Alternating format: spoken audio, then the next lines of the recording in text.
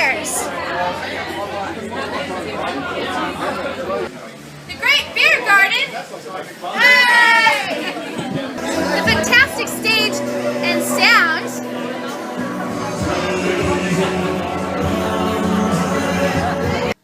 And the bands. Obviously, we're not at the railway. That was because there were so many people at the railway that the noise issues just ruined the interview. So, I've had to come over to Wally's house and continue the interview. Hi, guys. There you go. So there you go. Cool. So, starting things off, let's discuss the band name. Why did you guys choose Subject to Change? Isn't that Leo? Well, I think this bloke's sister came up with a name, and it just stuck. We liked it. We struggled for a really long time to find a name, and someone said it's subject to change, and we thought, well, we will change it one day, so we'll go with that. It's subject to change. Subject to change. Suggestions? We'll take them. That's cool. That's cool. You guys are very experienced players. Have you been in other bands prior to this one? Myself, not really. I've done a couple of recording projects, but yeah, this is my first live band. That's live band. You guys have been together for how long now? 2.5 years. Yeah. 2.5 years. That's cool. You guys have only been together for such a short period of time, yet you have already an EP released. Can you tell me about the EP Highs and Lows? It's high and it's low. Okay, so tell me more about that. Is it because there's a lyrical story along that? What's the content like on it? What are you singing about? Just life in general. Yeah. Life in general. Yeah. I think the title more was coming from just being in a band, you know, trying to get on and do your thing, and all the highs and lows that come happen along in with life. that. Yeah. The EP early thing was we somehow got entered into a Battle of the Bands competition really early. We just thought, well, we'll just do it, and who cares? We'll just go and try our luck, and we ended up winning that, and the prize money from that we used to record the EP. So that's how we kind of got it out so early. And that's really cool. yeah, that's really it's cool. kind of a bit of an accidental thing. And highs and lows is everything. Everyone goes through it. Highs and lows. So you in sing a life. lot about life in general and experiences that you've gone through. Do you ever write as like a third person, looking into a situation? Yep.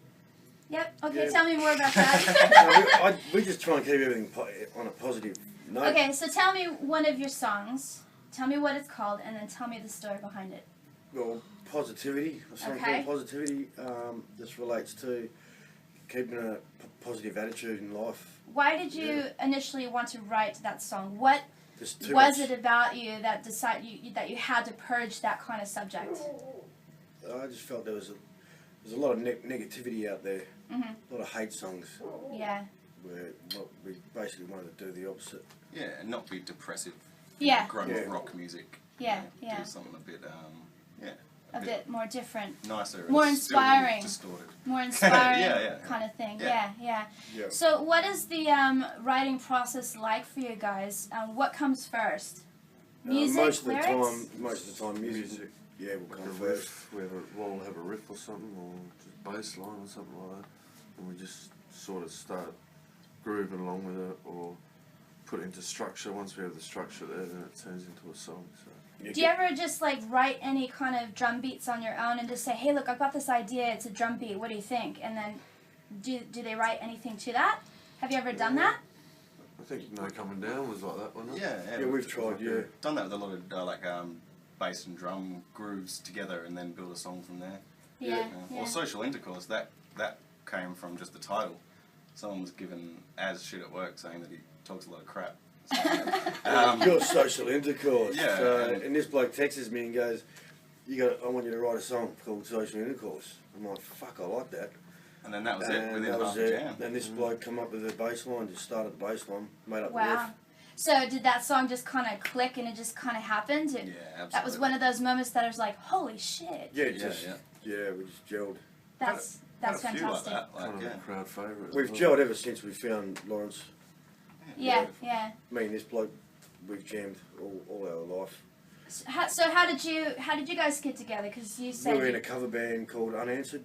Okay. He was singing. How long ago was this? Oof, yeah, Good 10 years ago. Wow, Yeah. that's so cool. And how did you originally find each other? Just you joined the cover band and he was in it? Wall's my cousin. We're related. We're related. That's probably how we got to know. Yeah. Okay. Because I think, okay, Yeah. like what, like high school or something? Or what? We go way back. That's so cool. That's so cool. So, as a group, what has been the biggest challenge that you've had to face so far?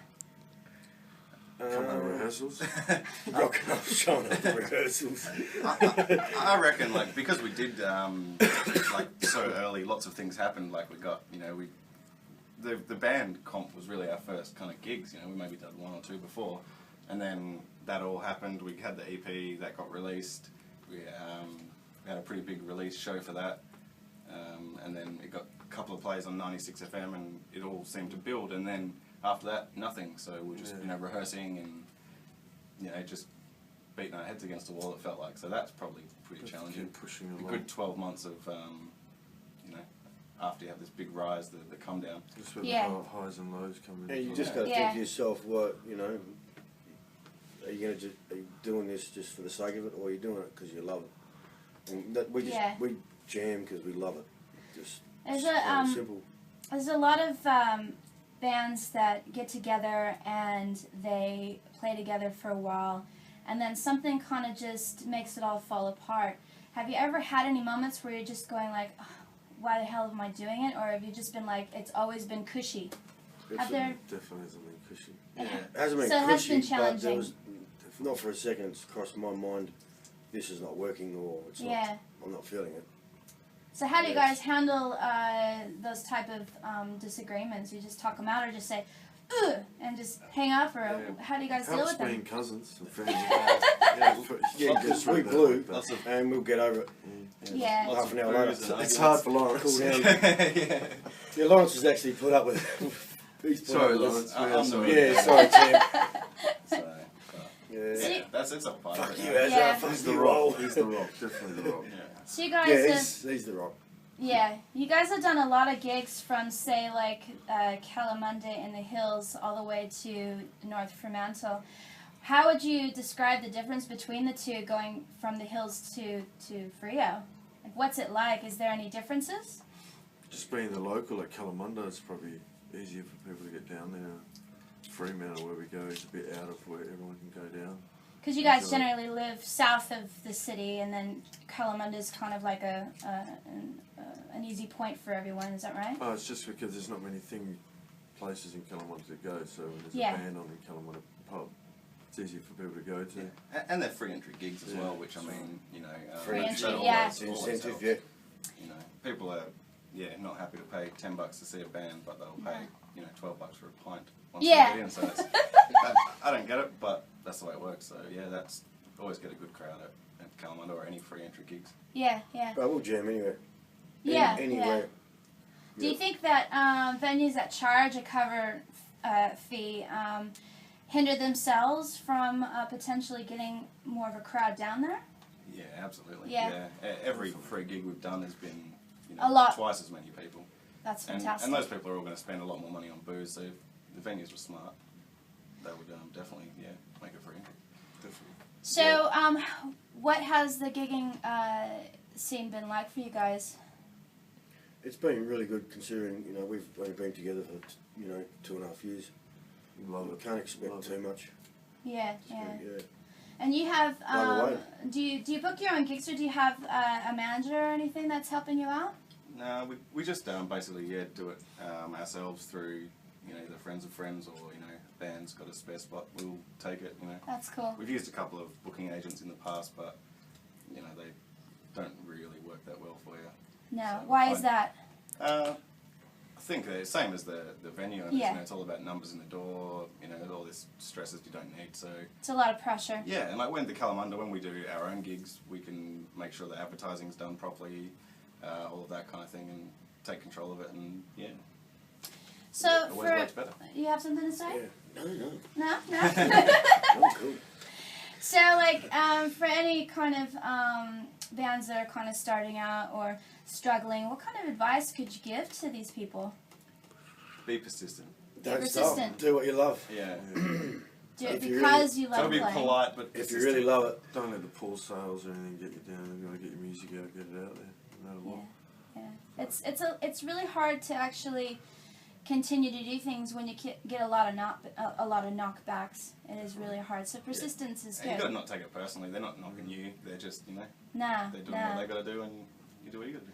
So, what does the future hold for Subject to Change? What are the plans? changing the name. No. I've no, noticed actually there's quite a lot of Subject to Change bands out there. There is. Terrible name. Why? That's why we're going to change it. I think probably an album in the new year. And the tour, definitely want to. And I want to do probably just a small like down south tour kind of thing. Yeah. Over a week or so. Yeah, and we just want to keep being creative and original. So, any new songs recently?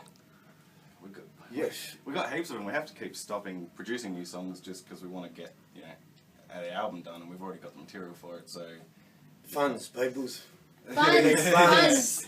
Yeah, that's right. So we just basically we'll write a couple of new songs and then say, all right, that's it. Let's get So, it out. your current EP, where is that available for people to have a listen and actually purchase it? You can get it on iTunes and ReverbNation.com. Okay. Yeah. And that EP has 4 songs? Yeah, 4 songs. Yeah. That's cool.